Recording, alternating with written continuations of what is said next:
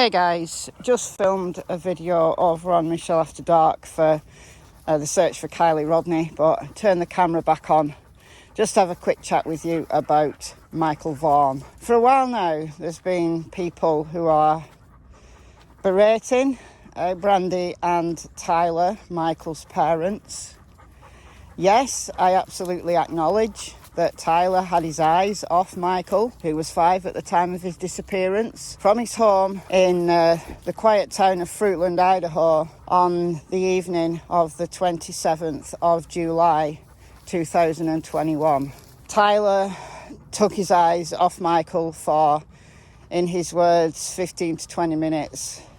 He was changing Michael's younger sister's diaper, and then at 6:40 he ordered a pizza, shortly after which time he realised Michael had gone. Michael could get out of the house, he could open a door, get out of the house. So was Tyler negligent? Well, in the strictest sense of the word, yeah. But negligent from a legal standpoint, no. I guess Tyler blames himself every single day. Brandy was at work and people have berated Tyler for not speaking up and letting Brandy go on YouTube channels or in chats to speak for him. That's not strictly true. When Brandy was doing Twitter Spaces interviews with people and Q&As, Tyler was quite often there. Some of them, Tyler was at work, but in others, he was there and he's speaking. He's given his own timeline. Most of what has been said about Tyler and Brandy is uncalled for, in my opinion. Yes, I can understand what people are saying about Tyler should have had his eyes on Michael at all times. I can understand. They're in their own home, guys. 1 minute he was there, the next minute he was gone. Yes, Brandy has been recorded on phone calls, shouting at her daughter. Yep, those are not Brandy's finest moments. They're not. But let's concentrate on Michael. This is the timeline, and I've put this together based on confirmed data from law enforcement, from the latest presser, a few days before the 1 year mark of Michael's disappearance, and then what Brandy and Tyler have said in interviews. So let's go through this. Michael was seen at 6:37 by a neighbour who was leaving their house to go shopping, and that has been confirmed that they did indeed go to Walmart, and the neighbour walked him back to his yard, to the post box, and left Michael there.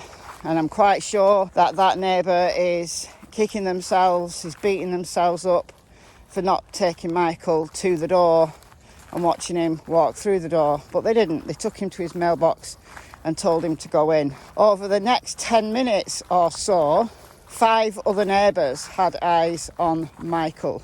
I believe, according to Brandy, he knocked on 3 doors, and he chose neighbours where he knew they had kind of older kids that he'd played with previously, or they had a trampoline in the yard. He was just looking for someone to play with, that's all. He was just looking for fun, that's all. And then one neighbour didn't speak to him. He didn't knock on the door, but they saw him putting his flip-flop back on. So he wasn't travelling at speed, travelling east across his own street. According to Brandy, a search dog tracked him kind of to the corner of the street and then lost it. So was Michael picked up at that point? Possibly. At 6:40, Michael ordered pizza, and there is confirmation of that from Domino's. Fruitland PD say the window of when Michael went missing is about 20 minutes, so between 6:40 and 7. So that time is from the neighbour walking him back to his mailbox. Law enforcement believe that's confirmed. And then 7 o'clock when Tyler went out looking for him. So shortly after 6:40, Tyler puts it at about 6:45, he realised that Michael was missing. When Tyler went changing the diaper, Michael was in the living room playing on his Switch, which is a little handheld games console. So Tyler realised Michael was gone, went out in the backyard because he's allowed to play in the backyard. Didn't see him, went back to the house, searched the house. The older brother of Michael was in his room playing, so Tyler went there, searched the house.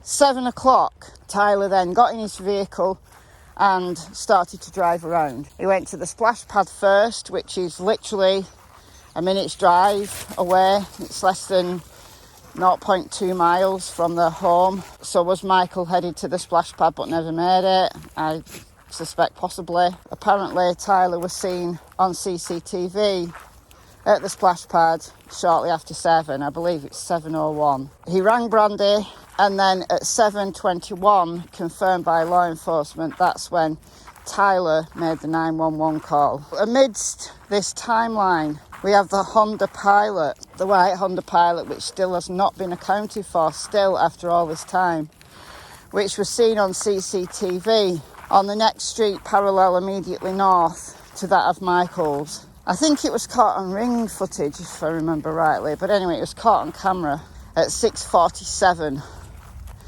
So if the Honda Pilot is something to do with Michael's disappearance, is 6:47 the time when Michael disappeared, or shortly before? Was the Honda Pilot driving away, or a minute or so after? So literally Tyler was searching the house and the backyard when it's likely that Michael was abducted.